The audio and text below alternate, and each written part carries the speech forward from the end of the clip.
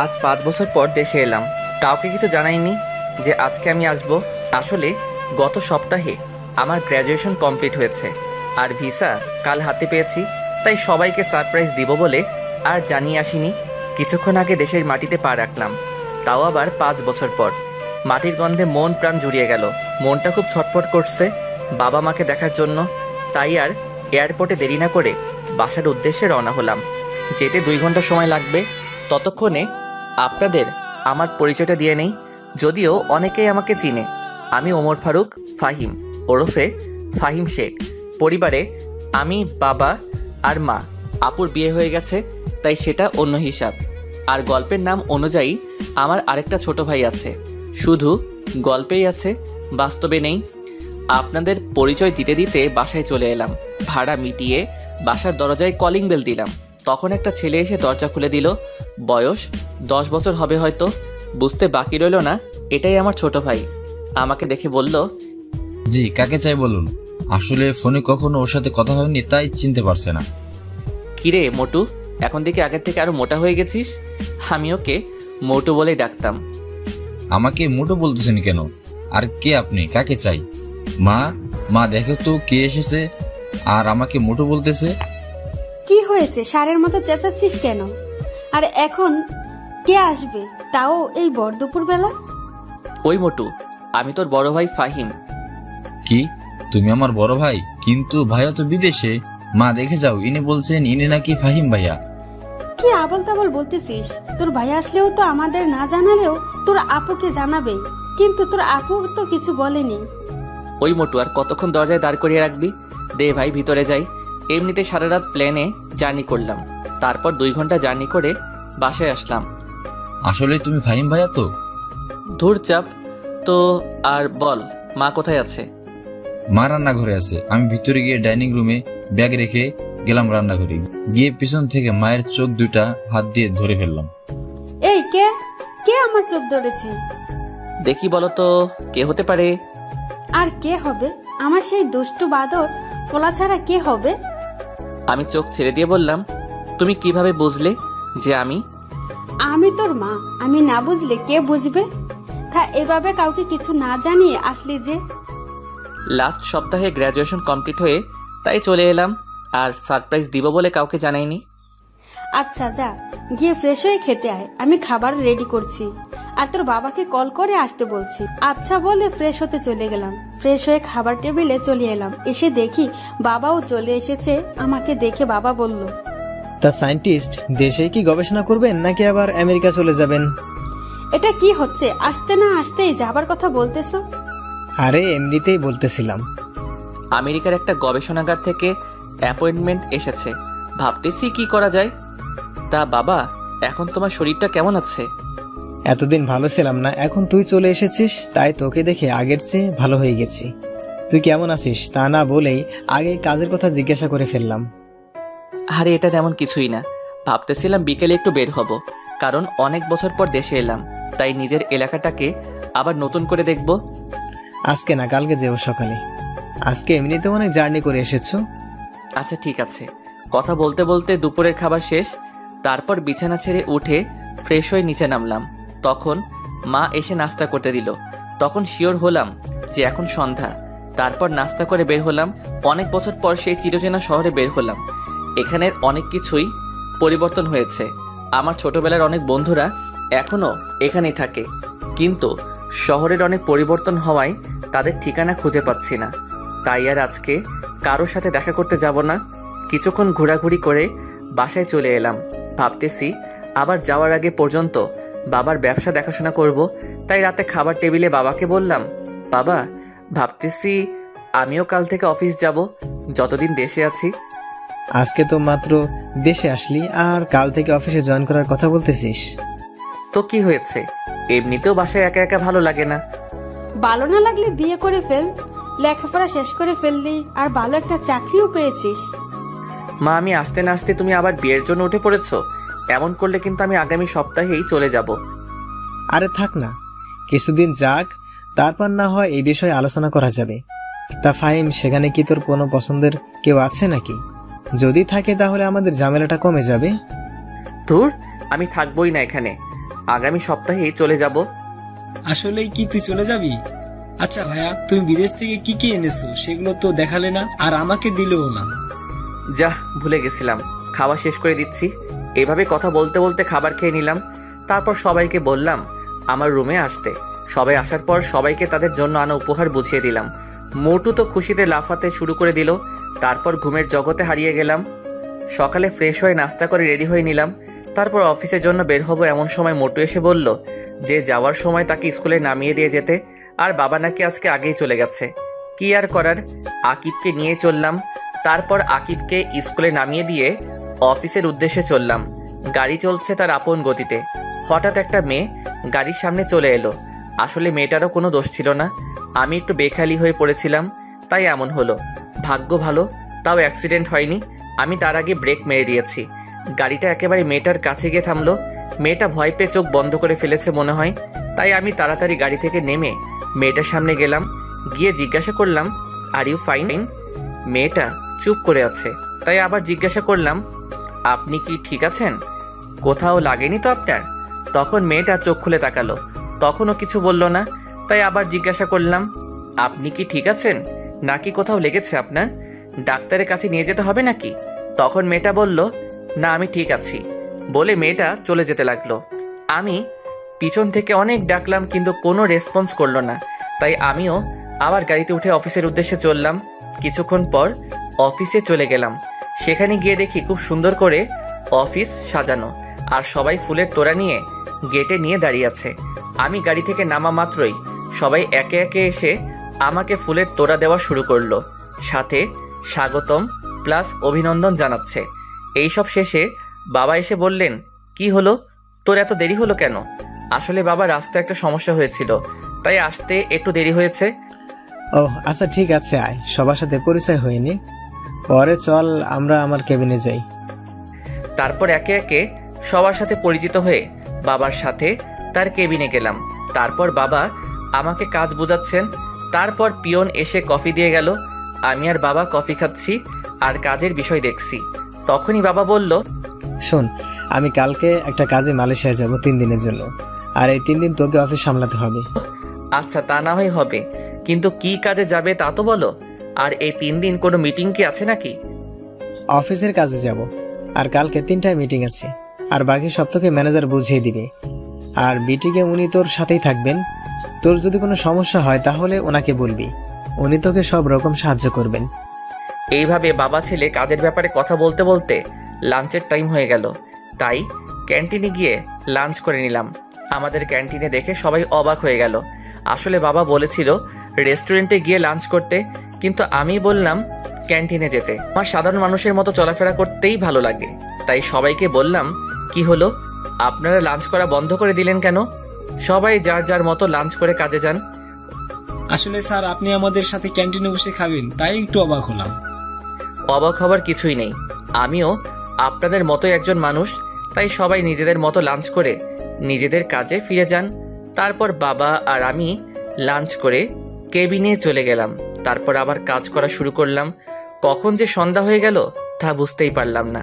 হঠাৎ ফোনটা চিল্লানি শুরু করে দিল, তাই ফোন উঠাইলাম। উঠাইয়া দেখি মা কল দিয়েছে, তাই কল রিসিভ করলাম। পরে মা বলল কি রে, বাসায় কি আজকে আর আসবি না? মার কথা শুনে আমি ঘড়ির দিকে তাকালাম। তাকিয়ে দেখি 6টা বেজে গেছে। আমি মাকে আসছি বলে কল কেটে দিলাম। অফিস থেকে বের হয়ে গাড়িতে উঠে গাড়ি স্টার্ট করলাম। তখনই আবার ফোন চিল্লানি দেওয়া শুরু করলো। যা বাবা, এখন আবার কল দিল কিল্লাই। কল রিসিভ করার পর বাবা বলল এই শোন, আমি না আকিবকে তার ম্যাডামের বাসা থেকে আনতে ভুলে গেছি। তুই তো মনে হয় অফিস থেকে বের হয়ে গেছিস, তাই একটু আসার পথে তাকে নিয়ে আসিস। আচ্ছা, তুমি ঠিকানা দাও, আমি আসার সময় নিয়ে আসবনি। নিয়ে আসিস, কিন্তু ও একাই আসতে পারতো, কিন্তু রাত হয়ে গেছে তাই তোকে বললাম নিয়ে আসতে। আমি বাবার দেওয়ার ঠিকানায় চলে গেলাম। গিয়ে কলিং বেল বাজালাম। তখন যে দরজা খুলে দিল তাকে দেখে আমি হা হয়ে গেছি। তখন মেয়েটা আমাকে দেখে একটা রাগী ভাব নিয়ে আমার দিকে তাকালো আর জিজ্ঞাসা করলো আপনি এখানে কেন? আমার পিছু করছেন না তো? আসলে আমার ভাই এখানে প্রাইভেট পড়ে, রাত হয়ে গেছে তাই ওকে নিতে এসেছি। আপনি মনে হয় এখানে পড়েন, তাই না? মিথ্যা বলার জায়গা পান না। এখানে যে পড়ে তার কোনো বড় ভাই নাই। তাইলে কি ভুল ঠিকানায় চলে এলাম নাকি? হতে পারে, আবার হতে পারে আপনি আমার পিছু করছেন। তাই বাবাকে কল দিলাম, রিসিভ করলে আমি বললাম, বাবা ঠিকানা কি ঠিক দিয়েছো নাকি ভুল? ঠিকানা ভুল হবে কেন? ঠিকানা তো ঠিকই দিয়েছি। এখান থেকে তো বলতেছে যে এখানে যে পড়ে তার কোনো বড় ভাই নেই। আচ্ছা তুই ওকে কল দে, আমি কথা বলছি। পর মেয়েটার হাতে মোবাইলটা দিলাম। বাবা জানি মেয়েটাকে কি বলল। কথা শেষ করে মেয়েটা আমাকে বলল ভিতরে গিয়ে বসতে। আমি ভিতরে গিয়ে বসলাম। তখন একজন মহিলা আর একজন বয়স্ক লোক এলো। বয়স ৪৫ বছর হবে মনে হয়। সম্ভবত ইনারা এই মেয়ের বাবা মা। তাই আমি ওনাদের সালাম দিল। তারপর তাদের সাথে কথা বলতেছিলাম। তখনই মেয়েটা আমাকে এনে নাস্তা দিল আর বলল, আপনি নাস্তা করে নিন, আকিবের আর কিছু পড়া বাকি আছে। আচ্ছা, আপনি ওর কেমন ভাই হন? জি আমি ওর চাচাতো ভাই। বলেই মুখটা মলিন করে ফেললো। কি জন্য করলো তা বুঝলাম না। তারপর মেয়েটা চলে গেল। প্রায় ৩০ মিনিট পর আকিব আর মেয়েটা বেরিয়ে আসলো, কিন্তু তার ম্যাডামকে তো দেখলাম না। তারপর আকিবকে নিয়ে বেরিয়ে আসলাম। আকিবকে জিজ্ঞাসা করলাম, কিরে মোটু, তুই আর ওই মেয়েটাই কি পড়িস নাকি তোদের ম্যাডামের কাছে? তুমি মেয়ে পেলে কোথায়? কেন, তোর সাথে যে মেয়েটা বের হলো ওইটাই তো তোর সাথে পড়ে। ওইটা? আরে ওইটা হচ্ছে আমার ম্যাডাম। ও, ওইটা তোর ম্যাডাম? হ্যাঁ, কিন্তু কেন? কিছু না, এমনি জিজ্ঞাসা করলাম আর কি। তারপর দুই ভাই আরো অনেক কথা বলতে বলতে বাসায় চলে আসলাম। পরে রুমে গিয়ে ফ্রেশ হয়ে নিলাম। তারপর মায়ের কাছে চলে গেলাম। মাকে গিয়ে বললাম, মা একটা কথা বলবো। বল, কি বলবি? আচ্ছা মা, অধরারা কি এখনো আগের বাসায় থাকে নাকি? না, ওরা এখন আর আগের জায়গায় থাকে না। তুই চলে যাবার কিছুদিন পরেই তারা অন্য জায়গায় চলে গেছে। কিন্তু হঠাৎ তুই তাদের কথা জিজ্ঞাসা করছিস কেন? না, এমনি বলছিলাম।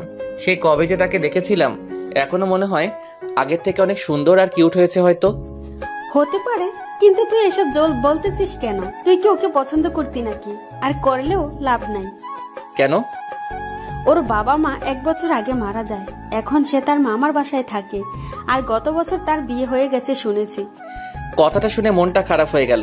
তাও মাকে বুঝতে না দিয়ে জিজ্ঞাসা করলাম, আচ্ছা বাবা কোথায়? রুমে আছে। কালকে নাকি বিদেশে যেতে হবে মিটিং এর কাজে। বসে বসে তাই দেখতেছে। আচ্ছা বলে রুমে এসে পড়লাম। রুমে এসে বসলাম, তখনই একটা মেইল এলো। মেইলটা দেখে অবাক হয়ে গেলাম, কারণ আমাদের একটা এক্সপেরিমেন্ট করার কথা ছিল, আর সেইটা আগামী মাসের 7 তারিখে শুরু করার কথা ছিল, কিন্তু সেটা নাকি আগামী সপ্তাহেই শুরু হবে। শিওর হওয়ার জন্য সিয়ামকে কল দিলাম। সিয়াম আমার classmate. Hello, who are you? Hi Siyam, it's me Fahim. Oh, how are you, dost? Would you receive any mail from SST tab? Yup, just I received a mail from lab. Our experiment will be start on 20 December. So when you are come back USA? I will be back next Friday. Okay? See you soon, USA. Okay, bye. See you soon. তারপর call কেটে দিয়ে বাবার কাছে গিয়ে বললাম, বাবা আসবো? আয়, কিছু বলবি নাকি? আসলে ইউএসএ থেকে মেইল এসেছে, তাই আমাকে শুক্রবার আবার ফিরে যেতে হবে। তার মানে তুই শুক্রবারই চলে যাবি? হ্যাঁ, শুক্রবারই যেতে হবে। যতদিন না তা না হয় বুঝলাম, কিন্তু গেলে আসবি কবে? যতদিন না কাজ শেষ হয় ততদিন আসতে পারবো না। ও, তাহলে আরো 4 দিন বাকি আছে, তারপরে তুই চলে যাবি। কে চলে যাবে 4 দিন পরে? ফাহিম ইউএসএ থেকে মেইল এসেছে, তাই তাকে কাজের জন্য শুক্রবারই চলে যেতে হবে। তা বাবা, এবার গেলে আসবি কবে? সেটা বলা যাবে না। যতদিন না কাজ শেষ হয় ততদিন দেশে ফিরা যাবে না। ওহো, তাহলে তো তোকে যেতেই হবে। তারপর আবার রুমে চলে গেলাম। কিছুক্ষণ পর মা এসে খাবারের জন্য ডেকে গেল। সবাই একসাথে রাতের খাবার খেয়ে নিলাম। পরে রুমে এসে দিলাম এক ঘুম। সকালে ঘুম থেকে উঠে ফ্রেশ হয়ে রেডি হয়ে নাস্তার টেবিলে চলে গেলাম। নাস্তা করে বাবাকে এয়ারপোর্ট ড্রপ করে আমি অফিসে চলে গেলাম। সকাল 11টায় একটা মিটিং ছিল, সেটা করে নিলাম। তারপর সিয়ামকে আবার কল দিলাম। হ্যাঁ ফাহিম, বল। আচ্ছা তুই আমার টিকিট কনফার্ম কর, আমি শুক্রবার এয়ারপোর্ট থেকে রিসিভ করে নিব। আচ্ছা, তা না হয় করে দিলাম। তা দোস্ত, মেয়েটা কেমন রে? কোন মেয়ের কথা বলতেছিস? যে আমার বন্ধুটার রাতের ঘুম কেড়ে নিয়েছে। তুই যে কিসব বলতেছিস কিছুই বুঝতেছি না। আচ্ছা এখন বাই, পরে কল দিব। আচ্ছা বাই। কল কেটে দিয়ে আবার অফিসের কাজে মনোযোগ দিলাম। সন্ধ্যায় কাজ শেষ করে বাসায় ফিরলাম। বাসায় ঢোকার সাথে সাথে কিসের সাথে যেন আঘাত লাগলো। খুবই নমনীয় বস্তু, কিন্তু দেয়াল তো শক্ত, এত নরম না। ভাবা বন্ধ করে কি হয়েছে দেখার জন্য সামনে তাকালাম। তাকিয়ে দেখি আকিবের টিচার মাটিতে পড়ে আছে। দেখে মনে হচ্ছে ব্যথা পেয়েছে, তাই আমি ডান হাত বাড়িয়ে দিলাম। মেয়েটা আমার হাত ধরে উঠে দাঁড়ালো। তখনই মা এসে জিজ্ঞাসা করলো, কি রে, এখনো পিছিয়ে আছিস নাকি? এইভাবে কেউ চেঁচায় নাকি? কেন নাকি? না, তুমি তো কচি খোকা, আসো তোমাকে ফিটার খাওয়াই। কি রে মা, তুই হাতে ব্যথা পেলে কিভাবে? কিছু হয়নি আন্টি। মা, উনি মনে হয় বের হচ্ছিলেন আর আমি ভিতরে আসছিলাম। তখনই আমি ওনার সাথে ধাক্কা খাই আর উনি পড়ে যায়। আর পড়ে গিয়ে মনে হয় উনি হাতে ব্যথা পেয়েছেন। এত বড় হয়ে গিয়েছিস, এখনো দেখে চলাফেরা করতে পারিস না? দেখ তো, তোর জন্য মেয়েটা কেমন একটা ব্যথা পেয়েছে। আকিব, ফার্স্ট এড বক্সটা নিয়ে আয় তো তাড়াতাড়ি। আন্টি, এর কোনো দরকার নেই। তুই চুপ কর। কোনটা দরকার সেটা আমি বুঝবো, তুই চুপ করে বসে থাক। এমনভাবে সেবা করছে দেখে মনে হচ্ছে ছেলের বউয়ের সেবা করছে। ঠিক বলেছিস, ছেলের বউ তো। আমি কখন কি বললাম আবার? আর তোমার কোন ছেলের বউ? কেন, তোর বউ। বললাম। আর ইনাকে তো আমি ভালো করে চিনিও না। ওর নাম হলো ইসরাত জাহান, অধরা। আমার ওকে ইসরাত বলে ডাকি। আর ওর সাথেই তোর বিয়ে ঠিক হয়ে আছে। আমি বিয়েই করব না কখনোই। তুই করবি না, তোর বাপ করবে। বাবাকেই করাও, তাইলে তোমার একটা সতীন হবে। দাঁড়া হতচ্ছাড়া, দেখছি বিয়ে কিভাবে না করিস। আন্টি, আমি গেলাম। আরে কই যাস? নাস্তা করে যা, আমি এখনই এনে দিচ্ছি। আর রাতের খাবার না খেয়ে তোকে যেতে দিব ভাবলে কিভাবে? আন্টি, আজকে না, অন্য একদিন। এখন থেকে তো আকিবকে এখানে এসেই পড়াবো। সেটা পরে দেখা যাবে, এখন বস, রাতের খাবার খেয়ে যাবে। আর আমি এখন নাস্তা এনে দিতেছি, বস। তুই এখনো দাঁড়িয়ে আছিস কেন? যা গিয়ে ফ্রেশ হয়ে নে। যাচ্ছি। এমন করলে তো এখানে টিকাই যাবে। আমি কালকে চলে যাব, তখন দেখবো করে আমার সাথে এমন করো। যেদিনই যাস, যাওয়ার আগেই তোকে বিয়ে করাবো। সেটা দেখা যাবে না। আমি বিয়ে করব না মনের মতো কাউকে যতক্ষণ না পাই। আমিও দেখে নিব কি করে তুই বিয়ে না করিস। ইসরাত বিয়ের কথা শুনে মনে হয় লজ্জা পেয়েছে, মুখ পুরো লাল হয়ে গেছে। আমি গিয়ে ফ্রেশ হয়ে নিলাম। পরে আকিবের কাছে গেলাম, গিয়ে বললাম, কিরে মোটো, কি করিস? কি আর করবো, ম্যাডাম যা পড়া দিয়েছে সেগুলো পড়তেছি। ম্যাডাম কি চলে গেছে নাকি? কেন, ম্যাডাম চলে গেছে কিনা জানতে চাইছিস? একটু টিভি দেখতাম আর কি। একটা নতুন কার্টুন হচ্ছে, সেটা দেখতে হবে, তাই জিজ্ঞাসা করলাম। না আম্মু, তোর ম্যাডামকে নাকি তোর বউ করবে তাই বসিয়ে রেখেছে। আমার বউ না, তোমার বউ বানাবে। আর এটা হচ্ছে অধরা আপু, যাকে তুমি ভালোবাসো। আমি ভালোবাসি কি যা তা বলছিস এসব? কে কিসব বলতেছে? কই কিছু না তো।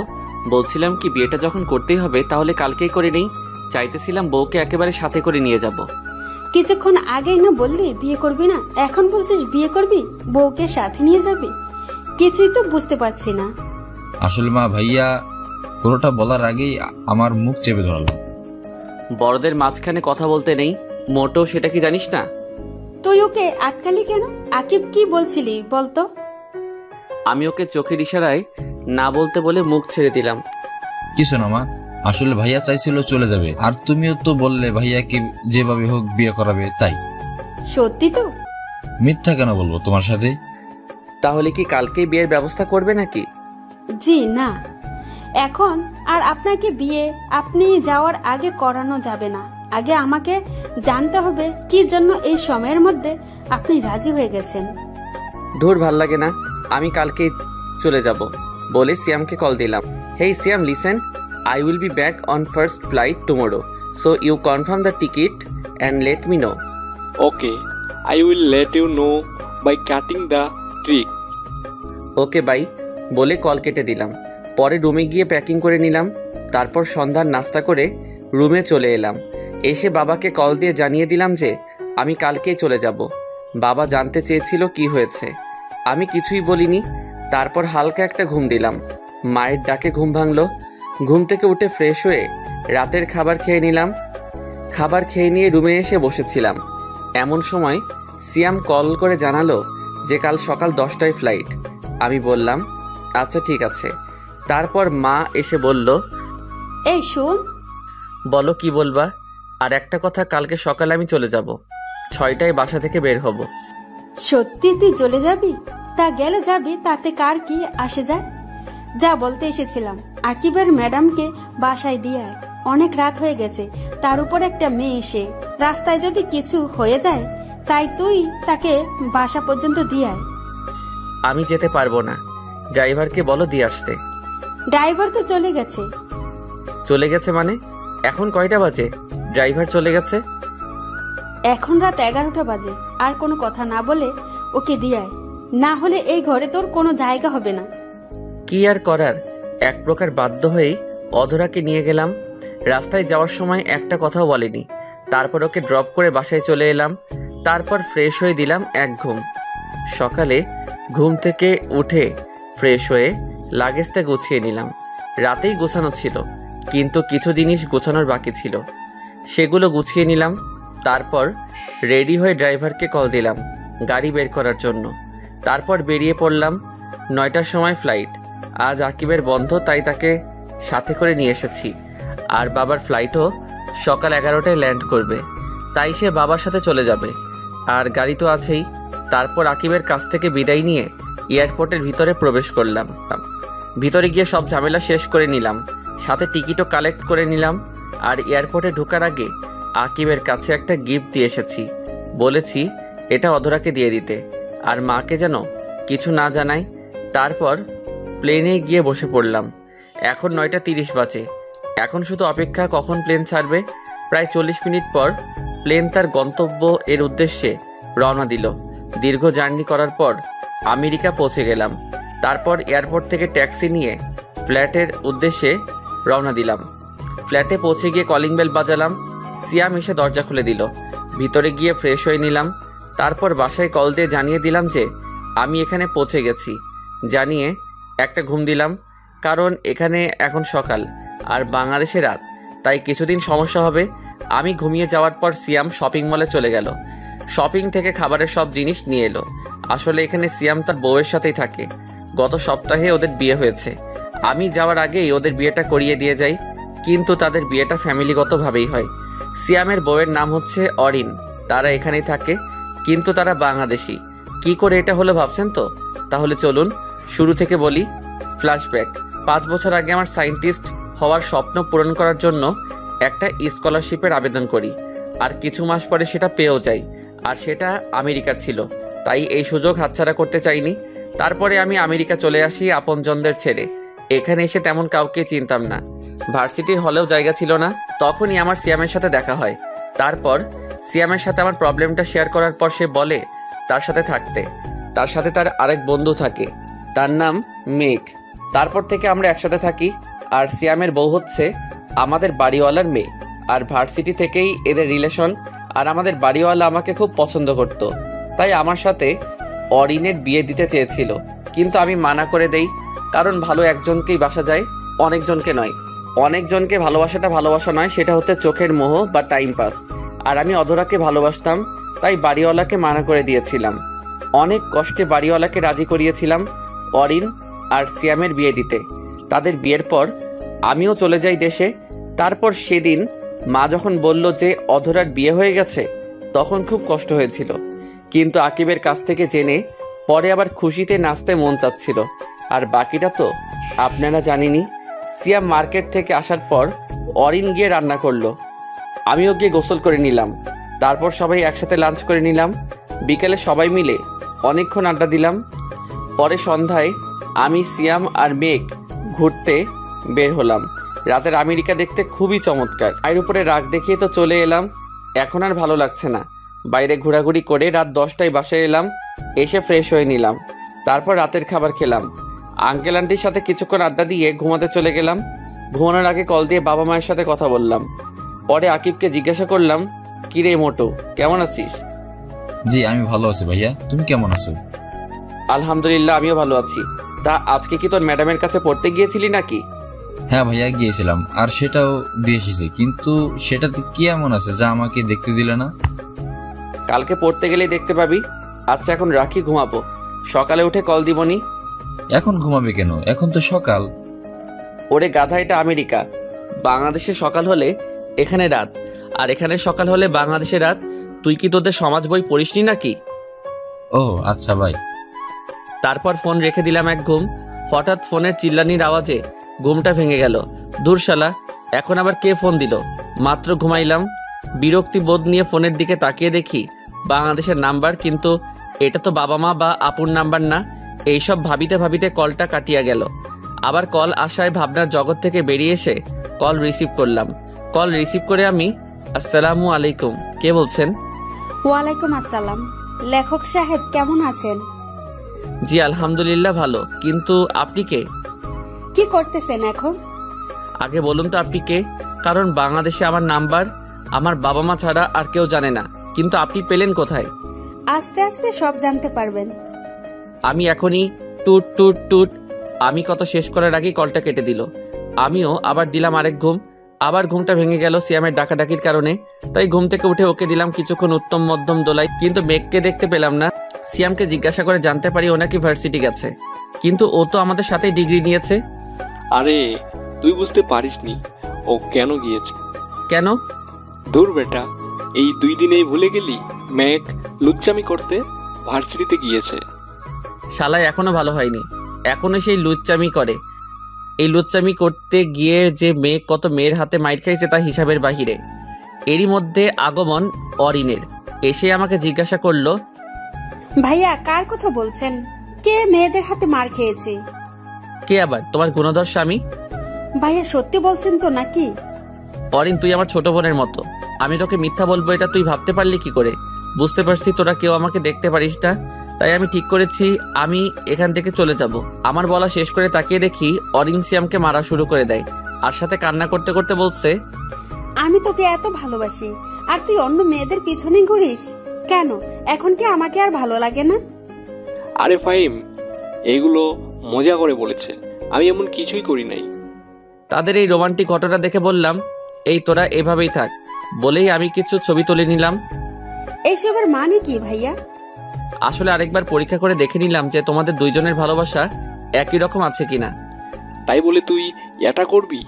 তারা দেখাচ্ছে মজা বলেই সিয়াম উঠলো আমাকে তাড়া করার জন্য, কিন্তু আমাকে আর কে পায়? এক দৌড় দিয়ে বেরিয়ে আসলাম। তারপর বেরিয়ে পড়লাম এক বিপদে।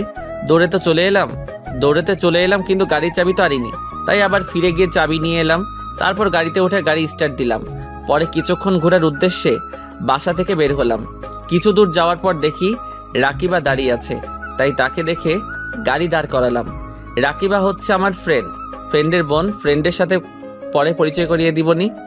তারপর গাড়ি থেকে রাকিবার কাছে গিয়ে জিজ্ঞাসা করলাম, হেই রাকিবা, কেমন আছো? আরে তুমি এখানে? আমি ভালো আছি। তা ফিরলে কবে? এই তো গতকাল রাতে। তা এখানে কি করো? এই তো একটু বের হচ্ছিলাম, এখন বাসা যাব। তা এত তাড়াতাড়ি ফিরে আসলে যে?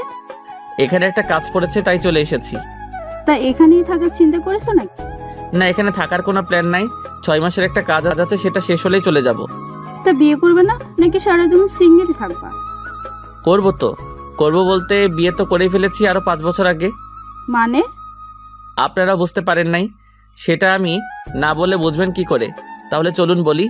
আসলে এখানে আসার আগেই আমার আর অধরার বিয়ে দিয়ে দিয়েছিল আমাদের পরিবার, কিন্তু সেটা আমি আর অধরা জানতাম না। যেদিন বাসায় যাই সেদিনই জানতে পারি বাবার থেকে যে আমার আর অধরার আগে বিয়ে হয়ে গেছে। শুধু আমার সেটেল হওয়ার জন্য আগে আমাদের জানাই নাই। এখন আমার পড়ালেখা শেষ প্লাস জবও করি, তাই বলেই দিয়েছে। আর মা চেয়েছিল আমি এখানে ব্যাক করার আগে অনুষ্ঠান করে অধরাকে বাড়িতে আনি। মা মনে করেছিল যে আমি বিয়ের বিষয়ে জানি না, তাই মা বলেছিল যে আকিবের টিচারকে বিয়ে করতে হবে। আশা করি সবাই বুঝতে পারছেন, সাথে রাকিবাও বুঝে গেছে। ও, তাহলে তো একটা ট্রিট পেতেই পারি। তা তো দিবই, কিন্তু আজকে না, কালকে। আর চলো এখন তোমাকে তোমার বাসায় নামিয়ে দিয়ে আসি। তারপর রাকিবাকে তার বাসায় নামিয়ে দিয়ে এলাম। পরে সারাদিন ঘোরাঘুরি করে রাতে রেস্টুরেন্টে খেয়ে বাসায় আসলাম। তারপর দিলাম এক ঘুম। সকালে ফোনের আওয়াজে ঘুমটা ভেঙে গেল। ফোনের স্ক্রিনে তাকিয়ে দেখি মা কল দিয়েছে, তাই কলটা রিসিভ করলাম। কি রে, সেখানে গিয়ে কি ভুলে গেলি নাকি? তোমাদের ভুলবো কি করে বলো তো? না, মনে হলো তো তাই বললাম। আর তা কেমন আছিস? আলহামদুলিল্লাহ ভালো আছি, তুমি কেমন আছো? আমিও ভালো আছি। বাবা আর আকিব কেমন আছে? তারাও ভালো আছে, কিন্তু তুই যে এভাবে চলে যাবি বুঝতে পারিনি। এখানে এলি কিন্তু 1 সপ্তাহ থাকলি না। মা, বোঝার চেষ্টা করো, আমি একজন বিজ্ঞানী, আর আমার যে কোনো সময় যে কোনো জিনিস আবিষ্কার করার জন্য ডাক আসতে পারে। যখন ডাক আসবে আমাকে তখনই চলে যেতে হবে। তা বুঝলাম, কিন্তু খাওয়া দাওয়া ঠিক মতো করবি কিন্তু। আচ্ছা মা, ঠিক আছে, এখন রাখি, বাই। আচ্ছা ঠিক আছে, বাই।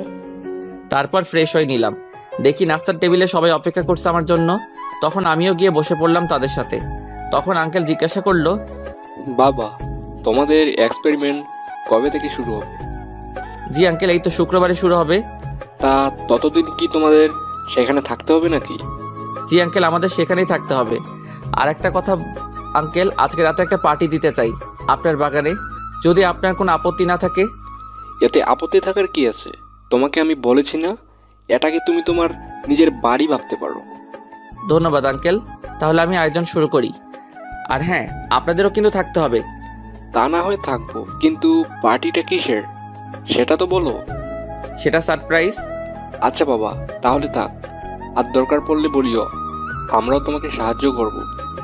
তা তো করতেই হবে, সব রান্না আন্টি আর অরিনকেই করতে হবে। কি, আমাকে রান্না করতে হবে? জি ম্যাডাম, করতে হবে।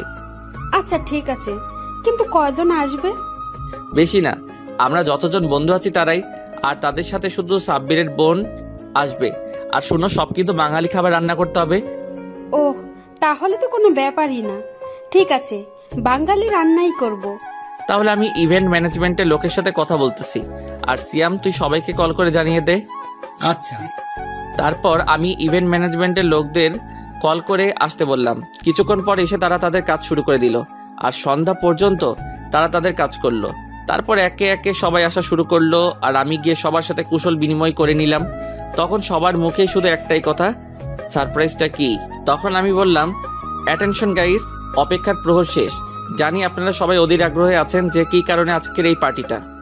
হ্যাঁ, আমরা সবাই জানতে আগ্রহী, তাড়াতাড়ি বলো। আজকের পার্টিটা হচ্ছে আমার বিয়ে উপলক্ষে। কি, তোর বিয়ে? হ্যাঁ রে দোস্ত, এটা আমার বিয়ের পার্টি। আর বিয়েটা আমাদের কাজ শেষ হলেই হবে। তারপর সবাই আগ্রহী হয়ে গেল মেয়েটাকে তা জানার জন্য। আমি সবাইকে বলে দিলাম যে বিয়ের সময়ই তারা তাকে দেখতে পাবে। তখন সিয়াম বলল, দূর বেটা, এখন নাম বললে কি এমন হয়ে যাবে? বিয়ের দিন নাম জানলে কি এমন হয়ে যাবে? তারপর সবাই মিলে পার্টিতে অনেক মজা করলাম। পরে সবাইকে বিদায় জানিয়ে চলে এলাম। তারপর দিলাম এক ঘুম। সকালে ঘুম থেকে উঠে বাসায় কল দিলাম, কারণ গতকাল রাতে পার্টির জন্য কল দেওয়া হয়নি, তাই এখন দিলাম। হ্যালো মা, কেমন আছো? ভালো আছি, তুই কেমন আছিস? আলহামদুলিল্লাহ ভালো আছি। কি করো? এই তো 10টা বাজে, এখন ডিনার করব। আচ্ছা ভাই, তাহলে তোমরা ডিনার করে নাও। আচ্ছা বাই। কল কেটে গিয়ে ফ্রেশ হয়ে নিলাম। সকালে নাস্তা করতে যাব এমন সময় কল এলো। ফোনটা হাতে নিয়ে দেখি সেই অপরিচিতা মেয়ে, তাই কলটা রিসিভ করলাম না। নাস্তা করতে চলে গেলাম। নাস্তা করে এসে দেখি 20টা মিসড কল। চেক করে দেখি সবগুলোই ওই অপরিচিতা মেয়েটা দিয়েছে। দেখতে দেখতে আবার মেয়েটা কল দিল, তাই রিসিভ করলাম। তখন মেয়েটা বলল, ওই, আপনি নিজেকে কি মনে করেন? হ্যাঁ, আমি নিজেকে অনেক কিছুই মনে করি, কিন্তু আপনি কান্না করছেন কেন? জানেন আমি কতটা চিন্তা করছিলাম, আপনি কল ধরছিলেন না বলে। আপনি কেন আমার জন্য চিন্তা করবেন? টুট টুট টুট। কলটা কেটে দিল কোনো উত্তর না দিয়ে। চিন্তায় পড়ে গেলাম, কে এই মেয়েটা আর কল করে কী সব বকলো। তখনই সিয়াম এসে বলল, ফাহিম, চল ঘুরতে যাই। বিয়ের পরেও এখনো পর্যন্ত আমরা একদিনও ঘুরতে যাইনি। আজকে ভালো লাগছে না, আমি যাব না, তোরাই গিয়ে ঘুরে আয়। আমাদের সাথে চল, ঘুরলে তোর মন ভালো হয়ে যাবে। আমি আর অরিন নিচে অপেক্ষা করছি, 5 মিনিটের মধ্যে নিচে চলে আয়। বলে সিয়াম চলে গেল। আমিও বাধ্য হয়ে রেডি হয়ে নিচে চলে গেলাম। আমি গাড়ি চালাইনি, সিয়ামই ড্রাইভ করেছে, আর তার পাশের সিটে অরিন বসেছিল। তারপর সারাদিন আমরা বিভিন্ন জায়গায় ঘুরলাম। রাতে বাইরে থেকে খেয়ে এসেছিলাম, তাই ফ্রেশ হয়ে ঘুমিয়ে গেলাম। এভাবে দিন কাটতে লাগলো। সেদিনের পর থেকে মেয়েটা আর কল দেয়নি। আমিও সেটা নিয়ে মাথা ঘামাইনি, কিন্তু একটা জিনিস ভেবে অবাক হচ্ছি, আমি কল না ধরাই সেদিন কান্না করলো কিল্লাই। সিয়ামের ডাকে ভাবনার জগৎ থেকে বের হলাম। তারপর সিয়ামের সাথে শপিং করতে গেলাম। কাল থেকে এক্সপেরিমেন্ট শুরু হবে, যতদিন লাগে এক্সপেরিমেন্ট শেষ হতে ততদিন সেখানে থাকতে হবে, আর ততদিন কারোর সাথে যোগাযোগ করা যাবে না। সারাদিন শপিং আর ঘোরাঘুরি করে রাতে বাসায় ফিরলাম। রাতের খাবার খাওয়ার আগে বাসায় কল দিয়ে সবার সাথে কথা বলে নিলাম, কারণ জানি না আবার কবে তাদের সাথে কথা বলতে পারবো। তাদের জানিয়ে দিলাম যে কাল থেকে আমার কাজ শুরু হবে। তারপর কথা শেষ করে খেয়ে দিলাম এক ঘুম। সকালে ঘুম থেকে উঠে ফ্রেশ হয়ে নিলাম। আজকে আমি খুব খুশি। আজকে আমি আমার কর্মজীবনে পা দিব। তারপর গিয়ে নাস্তা করে নিলাম।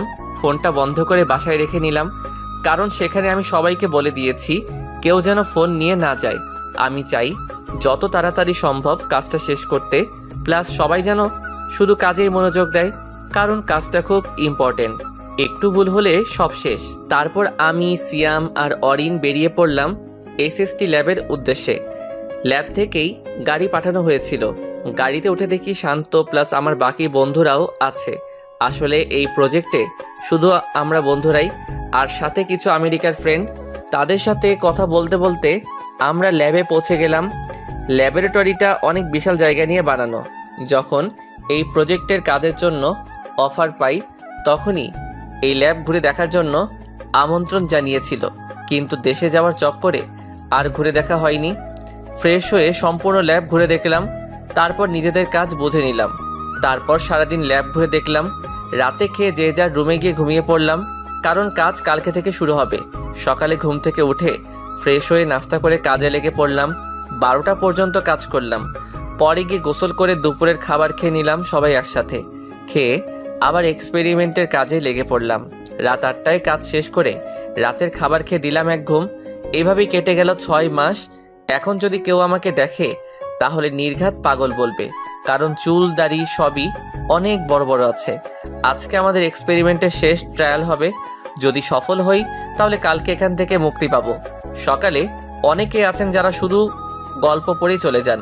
তাদেরকে বলছি, আপনাদের একটা লাইক ও একটা কমেন্ট আমাদের মতো লেখকদের উৎসাহ দিতে কাজ করে। সুতরাং অবশ্যই পড়া শেষ হলে একটা লাইক ও একটা কমেন্ট করবেন। মিস্টার ফাইম, আপনার টিম মিলে যে নতুন আবিষ্কারটা করেছেন সেটা সফল হোক, সেটার আপনাদের আমি অভিনন্দন জানাচ্ছি। আর কালকে আমি একটা চুক্তিপত্র পাঠাবো, যেটাতে লেখা আছে যে আপনি এই প্রজেক্টটা আপনাদের দেশের পাশাপাশি নিজের দেশেও ব্যবহার করতে পারবেন। বাংলাতেই বললাম। ধন্যবাদ স্যার, আপনার থেকে কথাটা শুনে খুবই খুশি হলাম। আপনি আমাদের দেশের জন্য ভাবছেন, সেই জন্য আমরা আপনার কাছে কৃতজ্ঞ। তারপর ওনার সাথে কথা শেষ করে প্রজেক্টের ফাইনাল টেস্ট করলাম এবং সফল হলাম। তারপর সেটা নিয়ে আমেরিকার প্রেসিডেন্টের উদ্দেশ্যে রওনা দিলাম।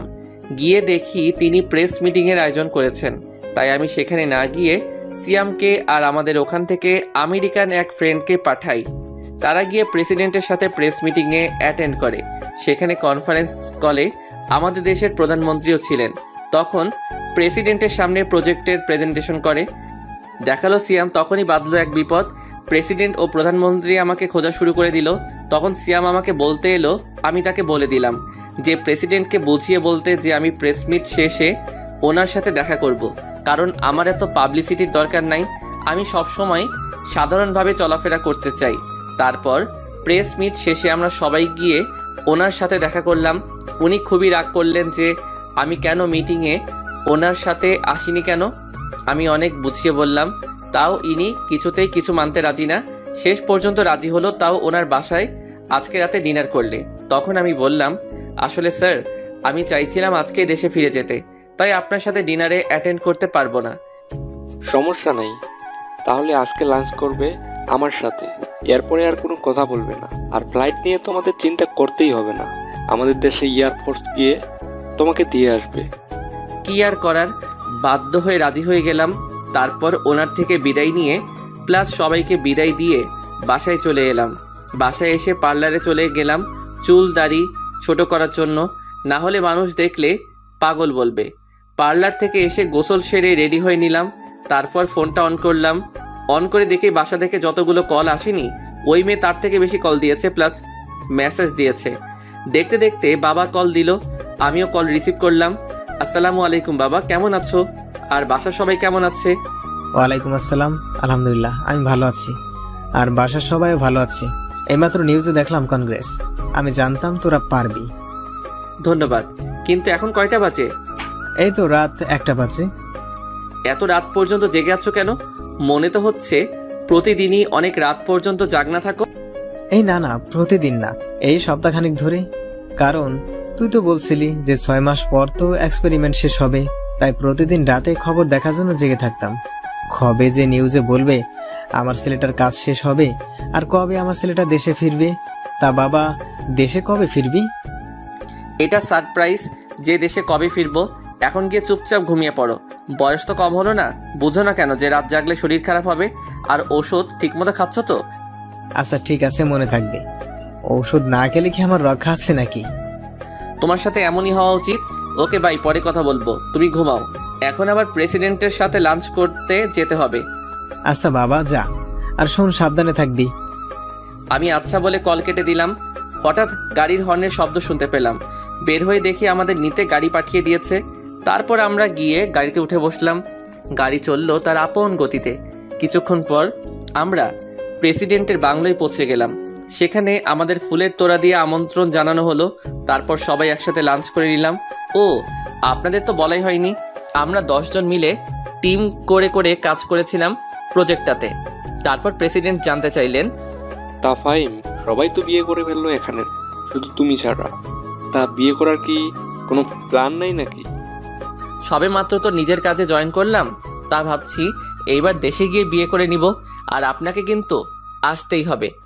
তুমি তো জানোই যে আমি একটা দেশের প্রেসিডেন্ট, আমার একটুও সময় নাই।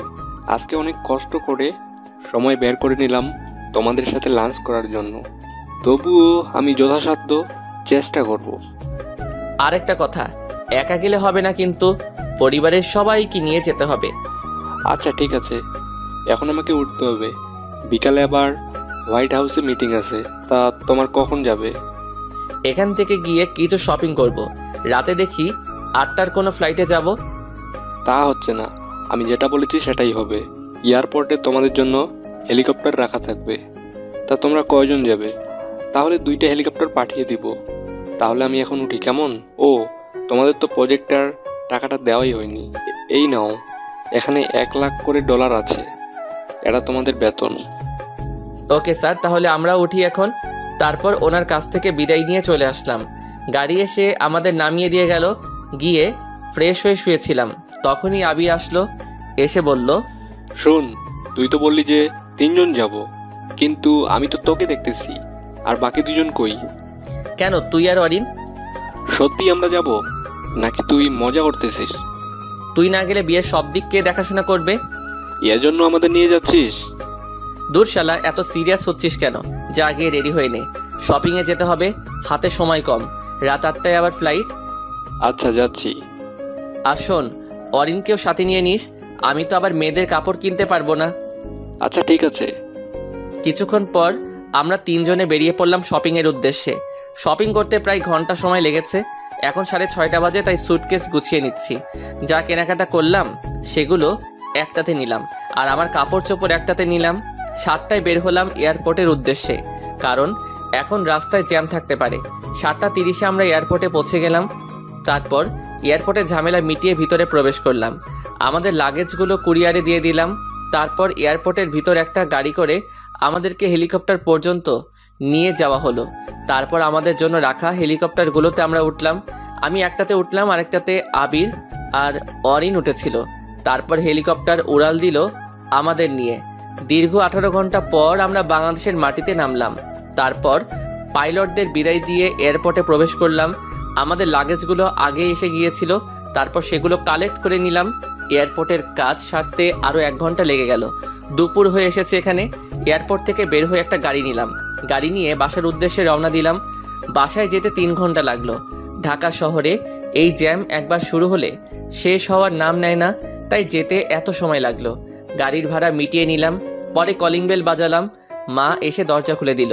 দরজা খোলার পর আমাকে দেখে এসে জড়িয়ে ধরলো। আমিও জড়িয়ে ধরে কান্না করে দিলাম। এই 6 মাসে একদিনও কথা বলতে পারিনি। তারপর মাকে আবির আর অরিনের সাথে আলাপ করিয়ে দিলাম। তারপর আমরা ভিতরে গেলাম, গিয়ে ফ্রেশ হয়ে নিলাম। রুমে গিয়ে আর আবিরদের গেস্ট রুমে দিয়ে আসলাম আর বললাম ফ্রেশ হয়ে নিতে। নিচে এসে মাকে জিজ্ঞাসা করলাম, মা আকিব কই? ওকে দেখছি না যে। ও ওর ম্যাডামের বাসায় গেছে পড়তে, এখনো আসে নাই। আর তার উপরে ওর ম্যাডামও নাকি অসুস্থ। ও আচ্ছা, তা বাবা কি ওকে নিয়ে ফিরবে নাকি আমি গিয়ে নিয়ে আসবো? যাবে বলতেছিস যখন যা, বাইকেও নিয়ে আয় আর নিজের বউকেও দেখে আয়। হাজার হোক কিছুদিন অসুস্থ ছিল বলে কথা। মা তুমি আবার শুরু করলে? তারপর অরিন আর আবিরকেও বললাম চলতে। তাদের নিয়ে চললাম আকিবকে আনার উদ্দেশ্যে। গাড়িতে ওঠার পর আবির জিজ্ঞাসা করলো, কি রে, আমরা এখন কোথায় যাচ্ছি রে? কে আনতে? সে কোথায় থাকে রে? বাবা মায়ের সাথেই থাকে। এখন তাকে প্রাইভেট থেকে আনতে যাচ্ছি। আরও একটা কারণ আছে সেখানে যাওয়ার, কিন্তু সেটা সারপ্রাইজ। ওকে, সারপ্রাইজ হলে আর কি করার, এখন তাহলে অপেক্ষাই করতে হবে। তারপর গাড়ি নিয়ে বেরিয়ে পড়লাম আকিবের ম্যাডামের বাসার উদ্দেশ্যে, মানে আমার হবু বউয়ের বাসার উদ্দেশ্যে। মিনিট 10 পরে আমরা আমাদের গন্তব্যে পৌঁছে গেলাম। গাড়ি থেকে নেমে সিঁড়ি বেয়ে 3 তলায় চলে গেলাম। গিয়ে কলিং বেল বাজালাম। যিনি দরজা খুলে দিল ওনাকে দেখে পরিচিত মনে হলো না, তাই জিজ্ঞাসা করলাম। তিনি জানালেন যে অধরারা নাকি গত মাসে এখান থেকে চলে গেছে। তারপর তাদের নিয়ে একটা রেস্টুরেন্টে গিয়ে বসলাম। পরে মাকে কল করে বললাম, মা আকিবের টিচাররা কি বাসা চেঞ্জ করে ফেলেছে নাকি? এই দেখ, তোকে বলতেই ভুলে গেছি, আসলে তুই তাড়াহুড়ো করে চলে গেলি তাই বলতে পারিনি। তারা এখন তোর বাবার অফিসের সামনে যে নীল ভবনটা আছে না, ওইটার 3 তলায় থাকে, আর ওদের ফ্লোর নাম্বার হচ্ছে 8। তারপর মায়ের দেওয়া ঠিকানায় চলে গেলাম। গিয়ে কলিং বেল বাজাইলাম। অধরার মামি এসে দরজা খুলে দিল। আমি ওনাকে সালাম দিলাম। সালামের জবাব নিয়ে তিনি আমাদের ভিতরে বসতে বললেন। আমরাও ভিতরে গিয়ে বসলাম, কিন্তু আর কাউকে তো দেখতে পাচ্ছি না। তখন আন্টিকে জিজ্ঞাসা করলাম, আচ্ছা আন্টি, আকিবের কি পড়া শেষ হয়ে গেছে নাকি? তার পড়া তো কখনই শেষ হয়ে গেছে, তুমি আসবে বলে তাকে বসিয়ে রাখা হয়েছে। মনে হয় ওর ম্যাডামের সাথে গল্প করতেছে। তা বাবা, তোমার আসতে লেট হলো যে? আসলে আন্টি আমি আজকেই ফিরেছি তো, আর আমি জানতাম না যে আপনারা বাসা চেঞ্জ করেছেন। আমি আপনাদের আগের বাসায় গিয়ে জানতে পারি যে আপনারা বাসা চেঞ্জ করেছেন। পরে মায়ের কাছ থেকে ঠিকানা নিয়ে এখানে আসলাম, তাই লেট হয়ে গেছে। ও কথা বলতে বলতে তো এগুলোই দেওয়া হলো না। আন্টি এগুলো নিন। এগুলোতে কি আছে? আজকে আমি এসেছি তো, তাই সকলের জন্যই কিছু উপহার এনেছি। আসলে গতকাল একেবারে বেতন পেয়েছিলাম তো। এসবের কি কোনো দরকার ছিল নাকি? থাক না আন্টি, আমারও তো ইচ্ছে হতেই পারে। আচ্ছা আন্টি, আমি গিয়ে দেখি আকিব কি করতেছে। আচ্ছা যাও, আমি ওনাদের নাস্তা এনে দিচ্ছি। না আন্টি, এসবের কোনো দরকার নেই। তা বললে তো হবে না। প্রথমত তোমরা প্রথমবার আমাদের বাসায় এসেছো, দ্বিতীয়ত তোমরা ওর ফ্রেন্ড, তাই কোনো না শুনিব না বলেই আন্টি তাদের জন্য নাস্তা আনিতে চলে গেল। আমিও অধরার রুমের দিকে চলে গেলাম। দরজার কাছে পৌঁছাতে শুনতে পেলাম আমাকে কি দিয়ে যেন কথা হচ্ছে ম্যাডাম আর ছাত্রের মধ্যে। রীতিমতো ঝগড়া লাগার উপক্রম। আমি তাদের এই তর্ক বিতর্ক দেখে হাসতে লাগলাম। পরে ভিতরে প্রবেশ করলাম। আমাকে দেখে দুজনেই অবাক। আমাকে দেখেই আকিব এসে জড়িয়ে ধরে বলল, ভাইয়া তুমি কখন এলে? এই তো মিনিট 10 হলো। তা তোর পড়া কি শেষ হয়েছে নাকি? হ্যাঁ, কিন্তু কেন? পড়া শেষ হলে বাহিরে যা, গিয়ে দেখ আমার ফ্রেন্ডরা বসে আছে, তাদের সাথে গিয়ে কথা বল। আমার কিছু কথা আছে তোর ম্যাডামের সাথে। আচ্ছা ভাইয়া বলে আকিব ব্যাগ নিয়ে বাইরে চলে গেল। এখন কেমন আছেন? শুনলাম আপনি নাকি অসুস্থ ছিলেন। আলহামদুলিল্লাহ ভালো আছি। তা আপনি দেশে কবে এলেন? এই তো আজকে দুপুরে আসলাম, এসেই এখানে এলাম। আচ্ছা চোখটা বন্ধ করুন তো, আপনার জন্য একটা উপহার আছে। চোখ বন্ধ করলে দেখবো কিভাবে? আরে বন্ধ করুনই না। তারপর অধরা চোখ বন্ধ করলে আমি তাকে তার জন্য আনা চেনটা তাকে পরিয়ে দিলাম। সাথে সাথেই ঠাস, অধরা আমাকে চড় মারলো। কিন্তু কেন মারলো? আপনার সাহস কি করে হয় আমাকে চেন পরানোর? আপনি কি জানেন না প্রাপ্তবয়স্ক ছেলে কোনো প্রাপ্তবয়স্ক মেয়ের শরীর ছোঁয়ার কোনো অধিকার নেই বিয়ের আগে? চেনটাই তো পরিয়ে দিলাম, এতে এত রিয়াক্ট করার কি আছে? এটা আমেরিকা নয় যে যা ইচ্ছা তাই করা যাবে। এখানে একটা মেয়ে একটা ছেলের হাত ধরে হাঁটলেও মেয়েটাকে দোষী করা হয়, আর সেখানে আপনি। আচ্ছা সরি। ততক্ষণে আবির, অরিন ও অধরার মামি এসে জিজ্ঞাসা করতে লাগলো, কিরে কি হয়েছে, এভাবে চেঁচাচ্ছিস কেন? আসলে আমি বলার আগেই অধরা বলল, কিছু হয়নি, আর আপনি এখন আসতে পারেন। তারপর সেখান থেকে চলে আসি। বের হয়ে আকিবকে বলি বাবাকে কল করে বলতে ড্রাইভারকে পাঠিয়ে দিতে ওদের নেওয়ার জন্য। বলে আমি গাড়ি নিয়ে সেখান থেকে সোজা নদীর পাড়ে চলে আসি। এদিকে আকিব বাবাকে কল করে গাড়ি পাঠাতে বললে বাবা বলেন, গাড়ি পাঠাবো কেন? ফাহিমরা তোকে আনতে গেছে। বাবা ভাইয়া এসেছিল, তোমায় বাসায় এসে বলবো এখন তাড়াতাড়ি গাড়ি পাঠাও। আর সাথে ভাইয়ার বন্ধু ওনার বউ দাঁড়িয়ে আছে। আচ্ছা আমি গাড়ি পাঠিয়ে দিচ্ছি। আর তোর ভাই কোথায় যাচ্ছে, কিছু কি বলে গেছে নাকি? না, কিছুই বলে যায়নি। আচ্ছা বলে কল কেটে দিলেন, তারপর ড্রাইভারকে বলে দেন আকিবকে নিয়ে আসতে। এদিকে আমি নদীর পাড়ে এসে একটা বেঞ্চিতে বসে পড়ালাম। খুব খারাপ লাগছিল। কি এমন করেছিলাম যার জন্য আমাকে এইভাবে আমার বন্ধু ও তার বউয়ের সামনে এভাবে অপমান করলো। কিছুক্ষণ পর মনে হলো পিছনে এসে একটা গাড়ি দাঁড়ালো, তাই পিছনে তাকালাম। দেখলাম বাবা গাড়ি থেকে নামলেন, নেমে আমার দিকে এগিয়ে এলেন, এসে আমার পাশে বসলেন। বসে, তোর মন খারাপ কেন জানতে পারি কি? কিছু হয়নি বাবা। আমার ছেলেটা আজ এত বড় হয়ে গেছে, এখন নিজের দুঃখ নিজের মধ্যে চেপে রাখতে জানে, আর আমাকেও এখন সেটা বলতে চায় না। বাবা তেমন কিছুই না।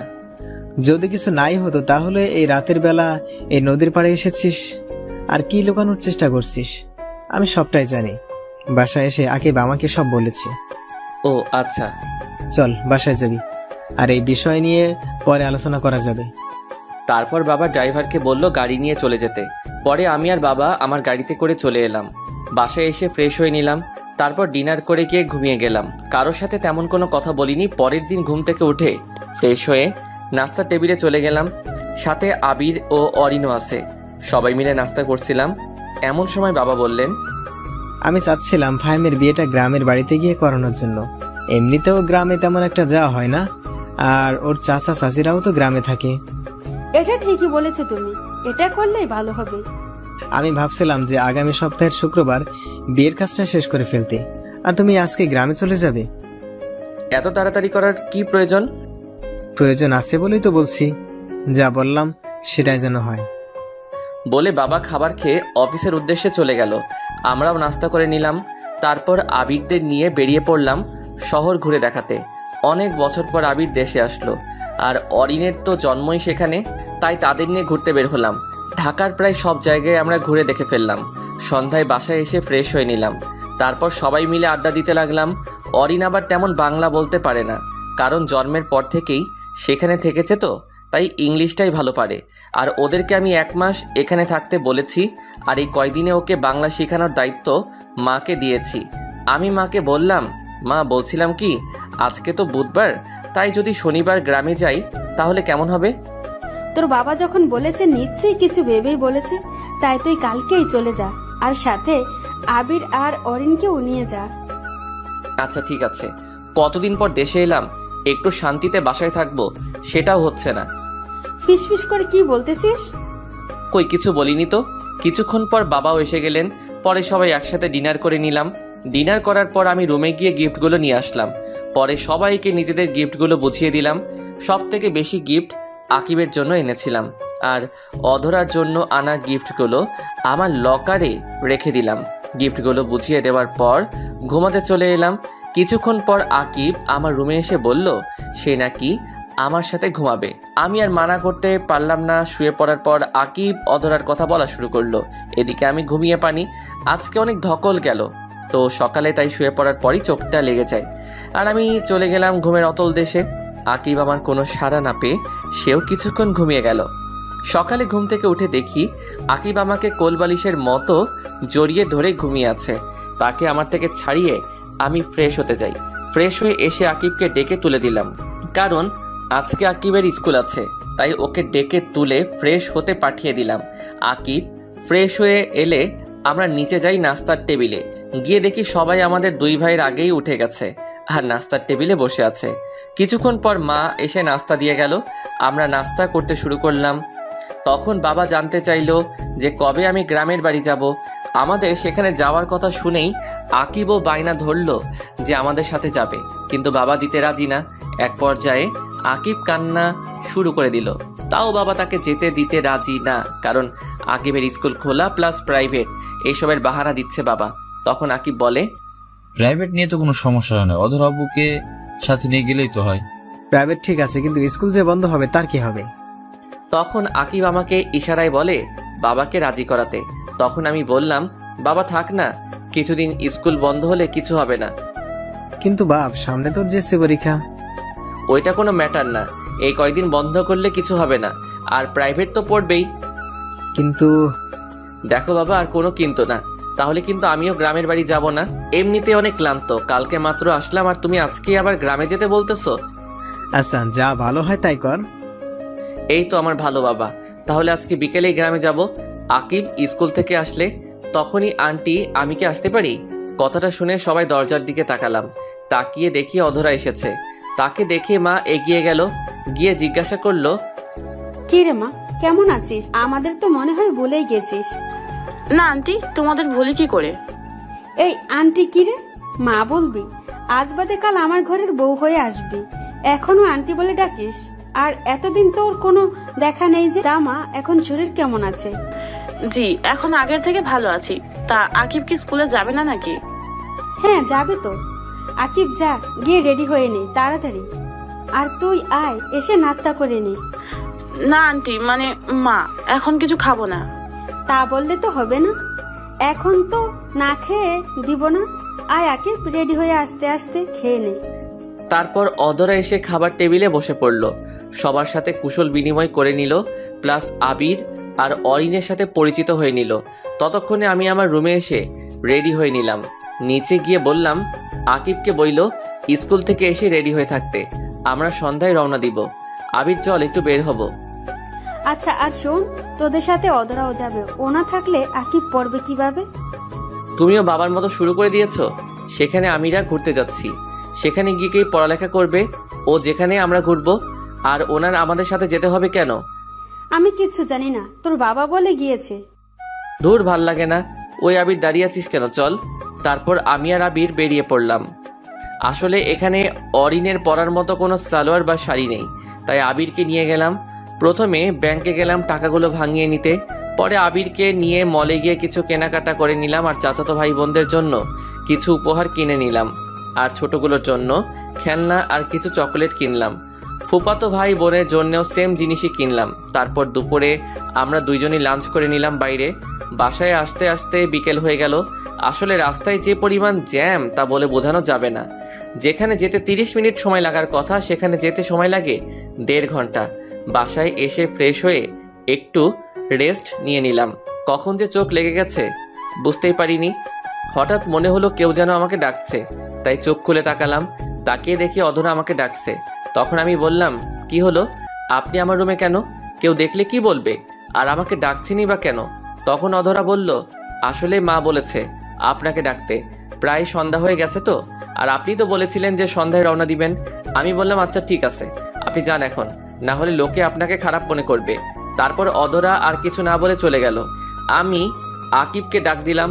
কিছুক্ষণ পর আকিব চলে এলো। আমি তাকে বললাম যে সবাইকে বলতে রেডি হয়ে নিতে আর আমার লাগেজটা গুছিয়ে দিতে। আকিব বলল, আমার লাগেজ নাকি গুছানো? আকিবকে জিজ্ঞাসা করে জানতে পারলাম অধরা নাকি আমার লাগেজ গুছিয়ে দিয়েছে। আমি আর কিছু বললাম না এই বিষয়ে। পরে আকিবকে বললাম লাগেজটা নিয়ে গাড়িতে রেখে দিয়ে রেডি হয়ে নিতে। বলার সাথে সাথেই আকিব লাগেজ নিয়ে চলে গেল। আমিও চলে গেলাম ফ্রেশ হয়ে নিতে। ফ্রেশ হয়ে রেডি হচ্ছিলাম, এমন সময় অধরা আমার রুমে আসলো। আমি তখন রেডি হচ্ছিলাম তাই খেয়াল করিনি। রুমে ঢুকেই দিল জোরে একটা চিৎকার দিল। আমিও তার চিৎকার শুনে পিছনে তাকালাম। বুঝলাম না কি জন্য চিৎকার করলো। তার চিৎকার শুনে সবাই চলে এসে ওকে জিজ্ঞাসা করা শুরু করলো যে কি জন্য এমন চিৎকার দিল। তখন অধরা বলল, আসলে আমি ওনাকে ডাকার জন্য ওনার রুমে এসেছিলাম। এসে দেখি উনি শুধু একটা 3/4 প্যান্ট পরেছিলেন, কোনো শার্ট পরেছিলেন না, তাই আমি চিৎকার দিয়ে ফেলেছি। ধুর পাগলি, এতে চিৎকার করার কি আছে? কিছুদিন পর তো তুই ওর বউ হবি। আর ওই এমনই এত বড় হয়ে গেছে, এখনো 3/4 পরে থাকে বাসায়। আচ্ছা তুই যা, গিয়ে নিচে বস। অধরা নিচে চলে গেল, সাথে বাকিরাও চলে গেল, শুধু মা ছাড়া। সবাই যাওয়ার পর মা বলল, তোর কি কোনো কাণ্ডজ্ঞান নেই নাকি? আমি আবার কি করলাম? আমি তো রেডি হচ্ছিলাম। ওনাকে কে বলল এখানে আসতে? আমি তো বলেছিলামই রেডি হয়ে নিতেছি। তুই কি 3/4 আর টি শার্ট পরে যাবি নাকি? হ্যাঁ, কেন? কোন দিক দিয়ে এটা খারাপ?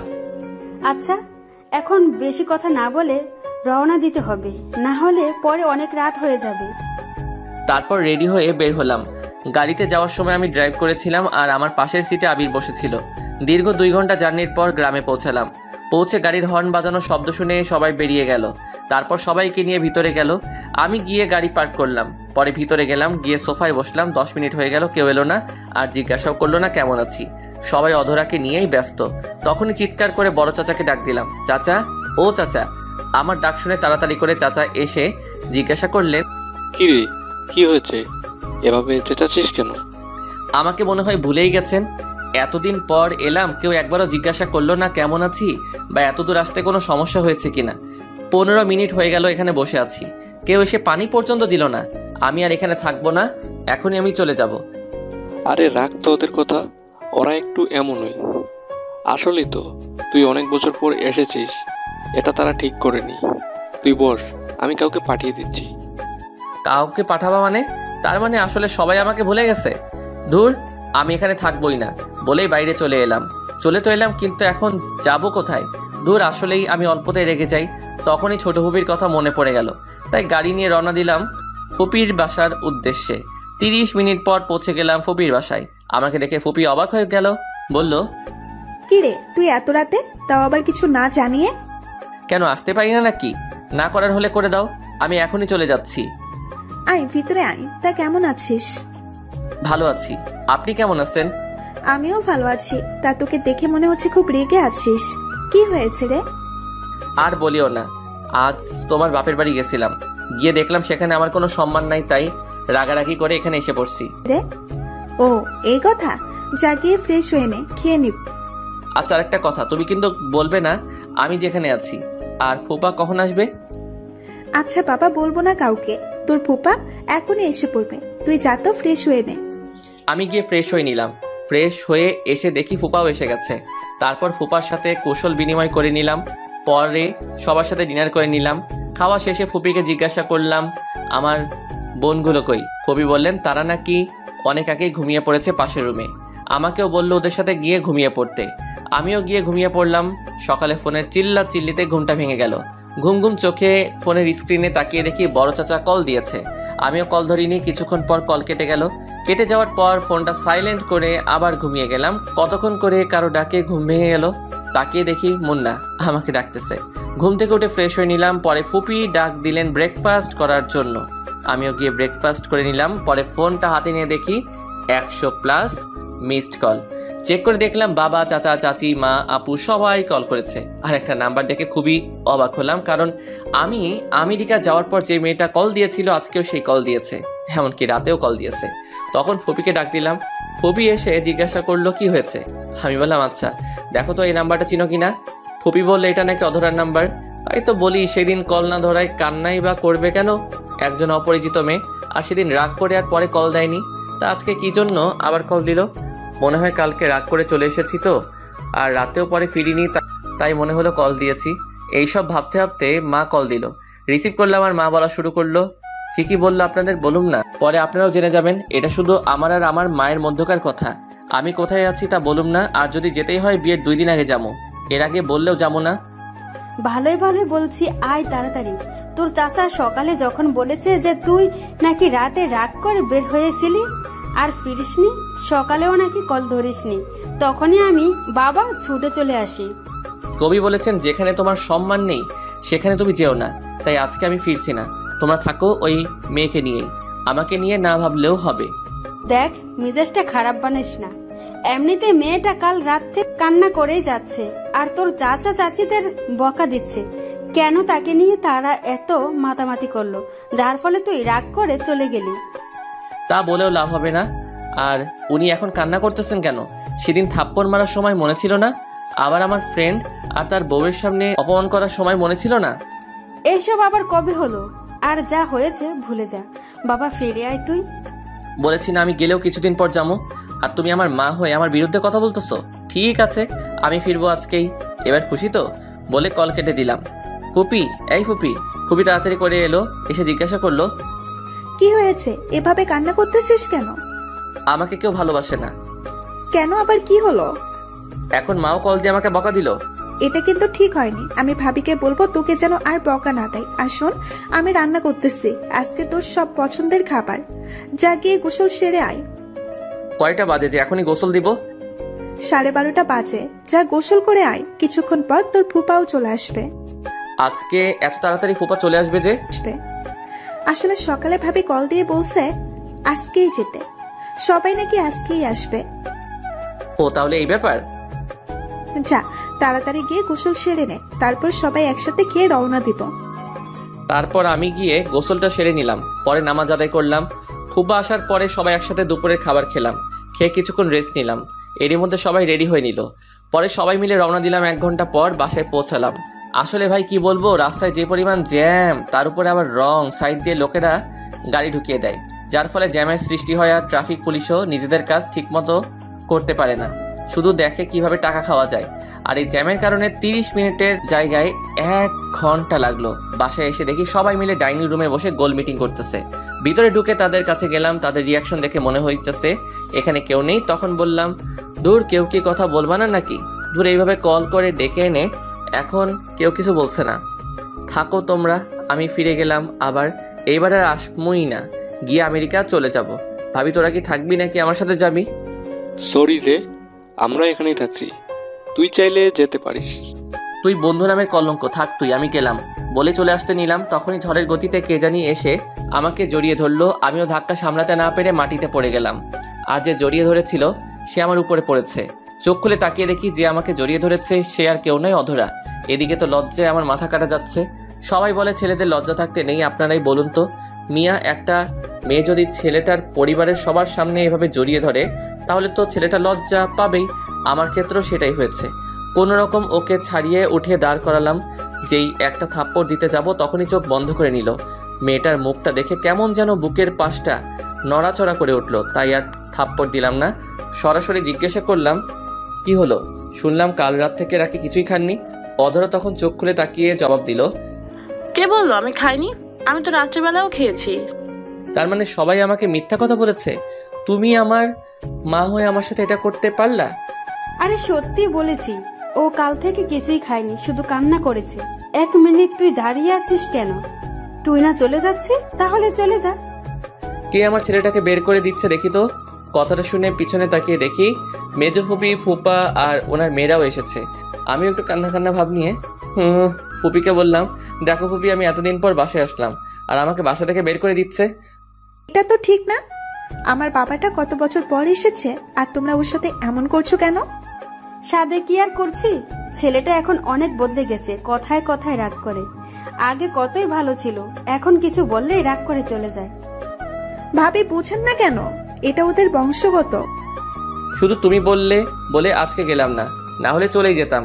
আর তোমরা কি দরজায় দাঁড়িয়ে থাকবে নাকি ওই মুরগির ডিম? কেমন আছিস? দেখো, ভালো হবে না কিন্তু। আমারও একটা সুন্দর নাম আছে। ভাবি দেখো না ভাই আমাকে কি সব বলছে। তুই আবার ভাবি পাইলি কই? আমি তো তোরে বিয়া করবো, জানোস না তুই? ধুর, মজা বাদ দে তো। যা তোর রুমে যা, আমরাও গিয়ে ফ্রেশ হয়ে নেই। ফুপিরা চলে গেল ফ্রেশ হতে, আমিও আমার রুমে চলে গেলাম। রুমে গিয়ে ফ্রেশ হয়ে নিলাম। ফ্রেশ হয়ে বের হয়ে দেখি আমার গাড়ির চাবিটা টেবিলের উপর নেই। তখনই চেঁচিয়ে মাকে ডাক দিলাম। মা এসে বললেন, কি হয়েছে? সারের মতো চেঁচাচ্ছিস কেন? সাদিকে চেঁচাচ্ছি? আমার রুমে কে এসেছিল আর আমার গাড়ির চাবি কই? যে তোর রুমে এসেছিল সেই গাড়ির চাবি নিয়ে গেছে। সেটাই জানতে চাইছি, কে আমার রুমে এসেছিল? সেটা আমি কি করে বলবো? আমি কি তোর রুমের সিকিউরিটি গার্ড নাকি? বলে মা হনহনিয়ে চলে গেল। তখনই আকিবকে ডাক দিলাম। বেচারা আমার ডাক শুনে দৌড়ে চলে এলো। এসে বলল, ভাই আমায় ডাকছিলে কেন? তুই কি আমার গাড়ির চাবি নিয়েছিস নাকি? আমি তোমার গাড়ি চাবি নিয়ে কি করবো? আর আমি তো গাড়ি চালাতে পারি না। তবে কিছুক্ষণ আগে দেখলাম ভাবি তোমার গাড়ি নিয়ে কোথায় যেন গিয়েছে। বলিস কি? ওনার এত বড় সাহস আমার গাড়ি নিয়ে গেছে? আর তুই কি সবাইকে সবার গিফট বুঝিয়ে দিয়েছিস নাকি? না ভাইয়া, আজকে নাকি বড় ফুপি আর সিজো ফুপি আসবে রাতে, আর তার আসলেই সবাইকে একসাথে দিয়ে দেবো। আচ্ছা, এখন কয়টা বাজে রে? কেন ভাই, ঘড়ি দেখোনি? এখন তো রাত 8টা বাজে। এই রাতের বেলা উনি আমাকে গাড়ি নিয়ে বের হলেন, আল্লাহ জানে আমার গাড়ির কি হবে। আমি আর রাকিব কথা বলছিলাম, তখনই ছোট চাচা এসে বললেন, শোনো, রাতে কিন্তু বের হোস না। কেন চাচা, রাতে বের হলে কি হবে? আর বলিস না, এলাকার পোলাপান সব নষ্ট হয়ে গেছে। যাকে পায় তার কাছ থেকেই সব রেখে দেয়, আর মেয়েদের তো বের হওয়া আরো বেশি বিপজ্জনক। এসব কি বলতেছো তুমি? হ্যাঁ রে, কিন্তু তুই এত ভয় পাচ্ছিস কেন? আচ্ছা, অধরা কি ফিরেছে নাকি? অধরা আবার কোথায় বের হলো? আকিব বলল উনি নাকি কিছুক্ষণ আগে আমার শাড়ি নিয়ে বের হয়েছেন। মা মা আবার সারের মতো চেঁচাচ্ছিস কেন? অধরা নাকি বের হয়েছে। তোমরা কি জানো না এলাকার পরিস্থিতি যে খারাপ? অধরা আবার কখন বের হলো? আমরা তো কেউ দেখিনি। আর গেলেই বা কিভাবে? আকিব বলল উনি নাকি আমার গাড়ি নিয়ে বের হয়েছেন। মার সাথে যখনই কথা বলছিলাম তখনই মোবাইলে একটা মেসেজ এলো। মেসেজটা দেখে তাড়াতাড়ি করে বেরিয়ে গেলাম। পিছন থেকে সবাই বারবার জিজ্ঞাসা করছিল, কাউকে কিছু না বলেই মানিব্যাগ নিয়ে বেরিয়ে গেলাম। বাইরে বের হয়ে ড্রাইভারের কাছ থেকে চাবি নিয়ে থানার উদ্দেশ্যে রওনা দিলাম, সাথে আবিরকেও নিয়ে নিলাম। কিছুক্ষণ পর থানায় পৌঁছে গেলাম। গিয়ে দেখি অধরা অফিসারের সামনে বসে আছে। আমরা যাওয়ার পর আমাদের দেখে অফিসার বসা থেকে দাঁড়িয়ে গেলেন। মূলত আমাকে দেখে না, আবিরকে দেখে দাঁড়িয়ে গেল, কারণ আবিরকে সবাই টিভিতে দেখেছে, তাই সবাই চিনে, আমাকে কেউ চিনে না। আমিও সেটাই চাই, আমি চাই সবাই আমাকে সাধারণ মানুষ হিসেবে চিনুক। তখনই অফিসার আবিরকে দেখে বলল, আসসালামু আলাইকুম স্যার, আপনি এখানে, তাও আবার আমার থানায়? কোনো প্রবলেম হয়েছে নাকি? আর স্যার দাঁড়িয়ে আছেন কেন? বসেন প্লিজ, এই স্যারের জন্য চা নিয়ে আসো। ওয়ালাইকুম আসসালাম। আসলে আপনি আমার বন্ধুর ওয়াইফকে ধরে নিয়ে এসেছেন, তাই আমাকে আসতে হয়েছে। আর এখন চা খাওয়ার জন্য আসিনি, অন্য আরেকদিন আসবো চা খাওয়ার জন্য। এখন যদি ওনাকে ছেড়ে দেন তাহলে ভালো হয়। আসলে স্যার, এটা একটা অ্যাক্সিডেন্ট কেস, আর উনি যার গাড়ি ধাক্কা দিয়েছেন সেই এলাকার এমপির মেয়ে, তাই স্যার ছাড়া যাবে না। আর ওনাকে নিয়ে আসার পরেই উনি আপনার বন্ধুদের পরিবারের কথা বলেছে, তাই তো আপনার বন্ধুকে আমি টেক্সট করে আসতে বলি। কিন্তু যিনি কেস করেছেন তিনি যদি না তুলে নেন তাহলে আমার কিছুই করার নেই। আচ্ছা, ওনাকে আপনি কল দিয়ে আসতে বলুন, আমরা ওনার সাথে কথা বলে অনুরোধ করব কেসটা তুলে নিতে। আবির আর অফিসারের কথা বলছিলেন, তখনই থানার টেলিফোনে একটা কল এলো। জি স্যার, জি স্যার বলে অফিসার কল কেটে দিলেন। তখন অফিসার আমাদের বললেন, স্যার আপনারা ওনাকে নিয়ে যেতে পারেন। তখন আমরা অধরাকে নিয়ে বের হয়ে এলাম। বের হওয়ার পর আবিরকে বললাম একটা গাড়ি নিয়ে যেতে। আবির গাড়ি নিয়ে চলে গেল। তখন অধরা আমাকে বললাম সরি। শোনার সাথে সাথে একটা চর বসিয়ে দিলাম। মনে হয় বেশি জোরেই গেল চরটা, ঠোঁট কেটে গেছে, সাথে কান্নাও করছে গালে হাত দিয়ে দাঁড়িয়ে। তা দেখে আমি বললাম, চুপ, হ্যাঁ একদম কান্না করবেন না। কার কাছে জিজ্ঞাসা করে রাতের বেলা বের হয়েছেন, তাও চুপিসারে আমার গাড়ির চাবি নিয়ে বের হয়েছেন? আমাকে বলা যেত না নাকি? নাকি আমি মানা করতাম? তবু কান্না করতেছো কেন, কথা বলছো না? তখন আরেকটা ধমক দিয়ে বললাম কান্না বন্ধ করে গাড়িতে উঠে বসতে। লক্ষ্মী মেয়ের মতো চুপচাপ গিয়ে বসে পড়লো। তখন অধরা বলল যে গাড়ির চাবি নাকি অফিসারের কাছে। তারপর আমি গিয়ে চাবি নিয়ে এসে গাড়ি স্টার্ট করি। পরে বাসার উদ্দেশ্যে রওনা দেই। কিছুক্ষণ পর বাসায় পৌঁছে গেলাম। সারা রাস্তা অধরা আর একটা কথা বলেনি। বাসায় এসে ওনাকে নামিয়ে দিয়ে গাড়ি গ্যারেজ রেখে বাসার ভিতরে প্রবেশ করলাম। ঢুকে দেখি সবাই ডাইনিং রুমে বসে আছে। আমি সিঁড়ি বেয়ে আমার রুমে চলে গেলাম। কেউ কিছু জিজ্ঞাসা করেনি, কারণ রাগের জন্য আমার চেহারা পুরো লাল হয়েছিল। আর বাড়ির সবাই জানে যে আমার রাগ উঠলে আমি কাউকে মানি না, তাই কেউ কিছু জিজ্ঞাসা করেনি। রুমে এসে শাওয়ার নিলাম মাথাটা ঠান্ডা করার জন্য। প্রায় 1 ঘন্টা শাওয়ার নেওয়ার পর বের হলাম। বের হয়ে 3/4 প্যান্ট আর শার্ট পরে নিলাম। পরে নিচে গেলাম ডিনার করার জন্য। পরে ডিনার করে রুমে গিয়ে শুয়ে পড়লাম। ক্লান্ত থাকা শুয়ে শুয়ে পড়ার সাথে সাথেই ঘুমের অতলে তলিয়ে যায়। সকালে বুকের উপর ভারী বস্তুর ওজন অনুভব করি, সাথে শার্টও ভেজা ভেজা লাগছে। ঘড়ি করে ঘুম থেকে উঠে নাই, কারণ যদি কোনো ভূত হয় তাহলে তো আমি শেষ। ঘুম থেকে উঠে দেখি অধরা আমার বুকের উপর ঘুমিয়ে আছে, আর দেখে মনে হচ্ছে কান্না করতে করতে ঘুমিয়ে গেছে। আমি অধরার মাথাটা আমার বুক থেকে নামিয়ে বালিশে রেখে ফ্রেশ হতে চলে গেলাম। ফ্রেশ হয়ে শার্ট বদলে নিলাম। শার্ট দেখে মনে হচ্ছে চোখে যা পানি ছিল সবটাই আমার শার্টের উপর ফেলেছে। তারপর নিচে গেলাম নাস্তা করতে। সবাই আমার দিকে তাকিয়ে শুধু হাসছে, তাই আমি জিজ্ঞাসা করলাম, তোমরা এইভাবে হাসছো কেন? এমনি। তা তুই তো দেখছি বিয়ের আগেই বইয়ের সাথে থাকা শুরু করে দিয়েছিস, আর কত কিছু দেখতে হবে। 1 মিনিট, তোমরা জানলে কেমন করে? আর আমি তো বলিও নি যে অধরা রাতে আমার সাথেই ঘুমিয়েছো। আসলে ভাই হয়েছে কি, কালকে তুই নাকি ভাবিকে অনেক বকাঝকা করেছিস, আবার ভাবির উপর নাকি রেগেও ছিলিস। তাই খালামণিরা মিলে ভাবিকে তোর রুমে পাঠিয়েছিল তোর রাগ ভাঙাতে। কিন্তু সেখানে গিয়ে ভাবিও ঘুমিয়ে গেল, তাই খালামণিও এটা জিজ্ঞাসা করলো। ওহ, এই ব্যাপার? কিন্তু ফুপি তো জানতোই না। কি জানি না। ওই ডিম, তুই ভিতরে যা তো, আর গিয়ে দেখ বড় ফুপি আর সেজ ফুপি এখনো আসছে না কেন। তুই ওর কথা বাদ দে তো, বল কি হয়েছে। এদিকে আসো, কানে মুখে বলছি। তখন ফুপিকে ডব দিয়ে বললাম, কাল রাতে বাসর হয়ে গেছে, এখন আর ওনাকে বিয়ে করে কি করব? ছি ছি, তোর এইসব করতে লজ্জা করলো না, তাও বিয়ের আগে? আমার রুমে পাঠানোর সময় এটা কি মনে ছিল না?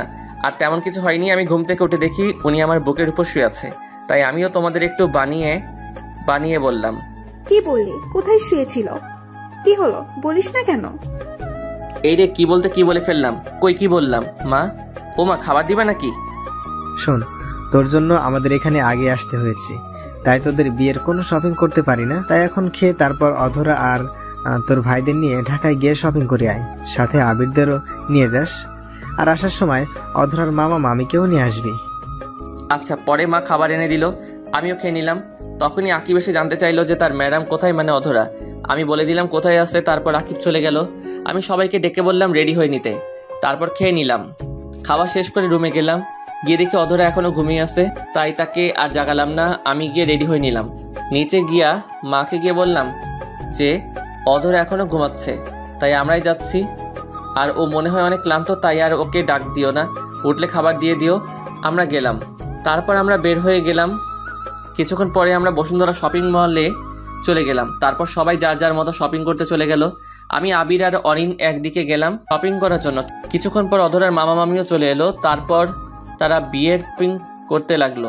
আমার জন্য একটা নীল পাঞ্জাবি নিলাম বিয়ের দিন পরার জন্য, আর অধরার জন্য একটা লেহেঙ্গা নিলাম নীল রঙের, সাথে ম্যাচিং করে নীল পাথর বসানো চুড়ি আর একটা নেকলেস নিলাম।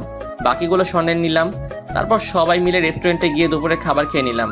তারপর সবাইকে দিয়ে কিনা জিনিসগুলো গাড়িতে উঠালাম আর তাদের বললাম গাড়িতে বসতে। পরে আমি আর আবির জুয়েলারি শপে এলাম। সেখান থেকে অধরার জন্য একটা ডায়মন্ডের আংটি কিনলাম। বিয়ের দিন রাতে এটা তাকে পরিয়ে দিব। তারপর সেটা আমার পকেটে নিয়ে বিল পে করে চলে এলাম। তারপর বাসার উদ্দেশ্যে রওনা দিলাম। বাসায় পৌঁছাতে পৌঁছাতে সন্ধ্যা হয়ে গেল। বাসায় আসার সময় আবার বাড়ির সব মেয়েদের জন্য ফুচকা নিয়ে এলাম, সাথে করে অধরার মামা মামিকেও নিয়ে পেলাম। তারপর সবাই মিলে ফুচকা খেলো। যে যত তাড়াতাড়ি পারছে তত তাড়াতাড়ি খাচ্ছে। বুঝি না মেয়েরা ফুচকাতে কি এমন মধু পায় যে এভাবে ঝাঁপিয়ে পড়ে ফুচকা দেখলে। তার উপর সবাই মিলে বিয়ের পোশাক দেখতে লাগলো। সব শেষে মা জিজ্ঞাসা করলো যে কিছু বাকি আছে কিনা। আমি বললাম 2 লাখ টাকার শপিং করেছি, এরপরেও যদি বলো কিছু বাকি থাকে তাহলে পুরো শপিং মলটাই নিয়ে আসতে হবে। তারপর সবাই একসাথে রাতের খাবার খেয়ে যে যার মতো করে ঘুমাতে চলে গেল। এইভাবেই কোনো দিক দিয়ে যে 7 দিন কেটে গেল বুঝতেই পারিনি। আজকে আমাদের গায়ে হলুদ, আর গায়ে হলুদ বাড়িতেই হবে দুজনের একসাথে, আর বিয়েটা হবে কমিউনিটি সেন্টারে। দেখতে দেখতে সন্ধ্যা হয়ে গেল। আমাকে গায়ে হলুদ দেওয়ার জন্য রেডি করলো। একটা হলুদ পাঞ্জা আর সাদা পায়জামা পরিয়ে স্টেজে নিয়ে যাওয়া হলো। আমাকে আর অধরাকে পাশাপাশি বসানো হয়েছে। অধরাকে যে পরিমাণে সুন্দর লাগছে তা বলে বোঝানো যাবে না। হলুদ শাড়ির সাথে হালকা মেকআপ, চোখে কালো কাজল। আপনারা দেখলে আপনারাও প্রেমে পড়ে যাবেন, তাই আর বেশি বলবো না, কারণ যদি আপনারা আমার বউয়ের দিকে নজর লাগান। তারপর একে একে সবাই এসে হলুদ লাগিয়ে দিল। হলুদের অনুষ্ঠান শেষ করে ঘরে গিয়ে দিলাম এক ঘুম। সকালে মায়ের ডাকে ঘুম ভাঙে। তারপর ফ্রেশ হয়ে নাস্তা করতে গেল, গিয়ে বিয়ে বাড়ির স্পেশাল খিচুড়ি খেয়ে আবার রুমে চলে এলাম। 12টার সময় মা বলল গোসল করে রেডি হয়ে নিতে, তাই আমিও গিয়ে গোসল করে নিলাম। ওয়াশরুম থেকে বের হয়ে দেখি হারামির দলে সব কয়টা আমার রুমে বসে আছে।